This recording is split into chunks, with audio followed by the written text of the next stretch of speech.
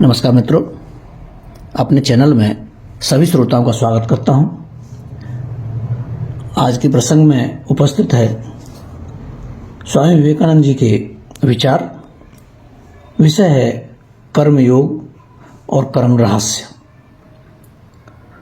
दूसरों की शारीरिक आवश्यकताओं की पूर्ति करके उनकी सहायता करना महान कर्म अवश्य है, परंतु अभाव की मात्रा जितनी अधिक रहती है और सहायता या उपकार जितनी अधिक दूर तक अपना असर कर सकता है, उसी मात्रा में वह उपकार भी उच्चतर होता है।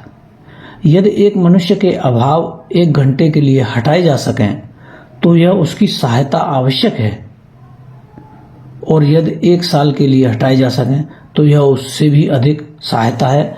पर यदि उसके अभाव सदा के लिए दूर कर दिए जाएं तो सचमुच वह उसके लिए सबसे अधिक सहायता होगी। केवल आध्यात्मिक ज्ञान ही ऐसा है जो हमारे दुखों को सदा के लिए नष्ट कर देता है। अन्य किसी प्रकार के ज्ञान से तो हमारी आवश्यकताओं की पूर्ति केवल अल्प समय के लिए ही होती है। केवल आत्म विषयक ज्ञान द्वारा ही हमारी अभाव वृत्ति तक का सदा के लिए अंत हो सकता है। अतएव किसी मनुष्य की आध्यात्मिक सहायता करना ही उसकी सबसे बड़ी सहायता करना है, और जो मनुष्य की पारमार्थिक ज्ञान दे सकता है वही मानव समाज का सबसे बड़ा हितैषी है। हम देखते भी हैं कि जिन व्यक्तियों ने मनुष्य की आध्यात्मिक सहायता की है वे ही वास्तव में महान शक्तिशाली थे।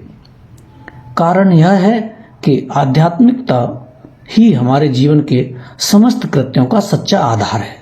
आध्यात्मिक शक्तिशाली पुरुष चाहे तो किसी भी विषय में क्षमता संपन्न हो सकता है, और जब तक मनुष्य में आध्यात्मिक बल नहीं आता तब तक उसकी भौतिक आवश्यकताएं भी तो भलीभांति तृप्त नहीं हो सकती।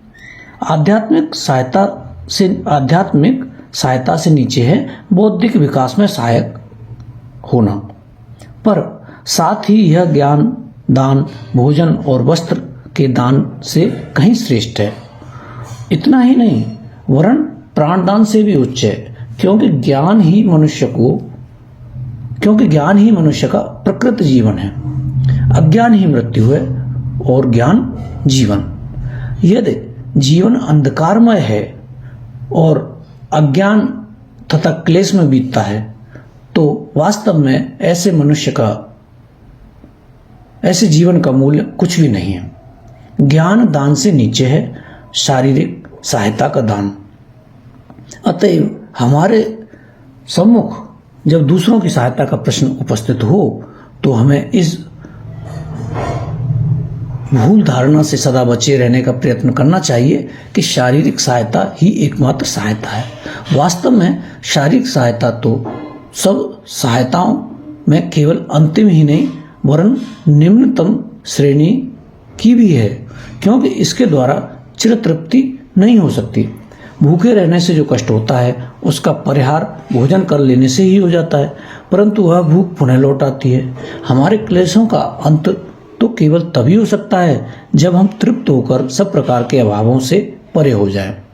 तब क्षुधा हमें पीड़ित नहीं कर सकती और न कोई क्लेश अथवा दुख ही हमें विचलित कर सकता है।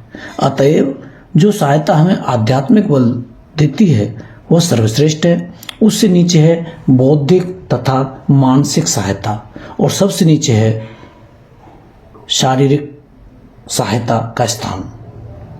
केवल शारीरिक सहायता द्वारा ही संसार के दुखों से छुटकारा नहीं हो सकता।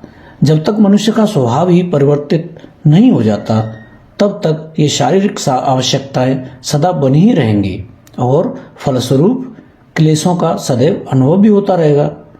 कितनी भी शारीरिक सहायता उनका पूर्ण उपचार नहीं कर सकती। इस दुख समस्या की केवल एक ही मीमांसा है, और वह है समस्त मानव जाति को पवित्र कर देना।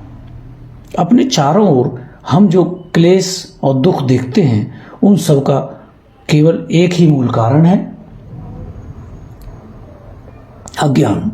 मनुष्य को ज्ञानालोक दो, उसे आध्यात्मिक बल संपन्न करो।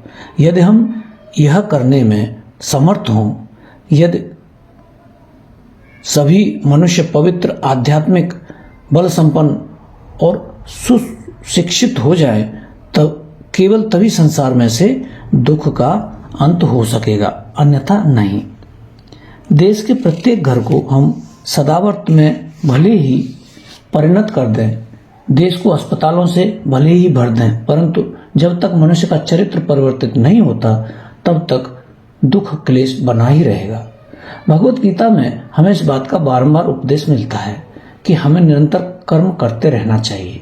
कर्म स्वभावतः ही सत असत से मिश्रित होता है। हम ऐसा कोई भी कर्म नहीं कर सकते जिससे कहीं कुछ भला न हो, और ऐसा भी कोई कर्म नहीं है जिससे कहीं न कहीं कुछ भला न हो। प्रत्येक कर्म अनिवार्य रूप से गुण दोषों से मिश्रित रहता है, परंतु फिर भी शास्त्र हमें सतत कर्म करते रहने का ही आदेश देते हैं।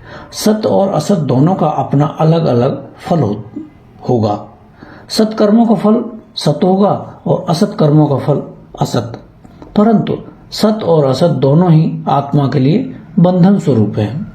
इस संबंध में गीता का कथन है कि यदि हम अपने कर्मों में आसक्त न हो तो हमारी आत्मा पर किसी प्रकार का बंधन नहीं पड़ सकता। मित्रों, अभी आपने सुने स्वामी विवेकानंद जी के विचार। विषय था कर्मयोग और कर्म रहस्य। हमसे जुड़े रहने के लिए हमारा चैनल अवश्य सब्सक्राइब कर लें ताकि आप इसी तरह के विचारणीय